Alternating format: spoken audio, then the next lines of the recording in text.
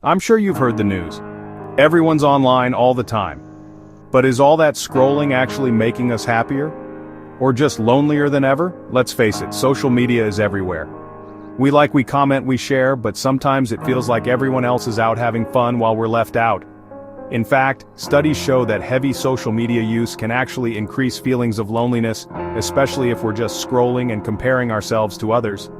But here's the twist: used mindfully, social media can help us find real support and community, especially for people who feel isolated offline. The key? Focus on genuine connections, not just collecting followers or likes. Next time you log in, try sending a real message to someone you care about, or better yet, make plans to connect face to face. Social media is a tool.